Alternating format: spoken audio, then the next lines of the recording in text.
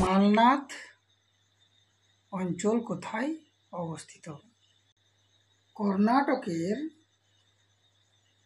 Granite শিলা ও লাল মাটি গঠিত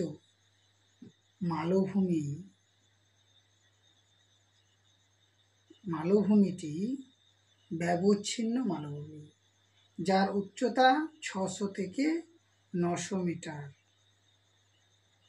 এর দুটি অংশ বা দুটি অঞ্চল ভাগ করা হয়েছে।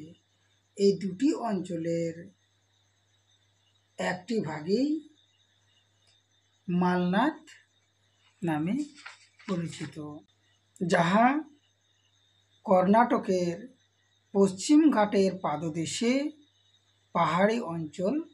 পাহাড়ি অঞ্চলে এটি অবস্থিত।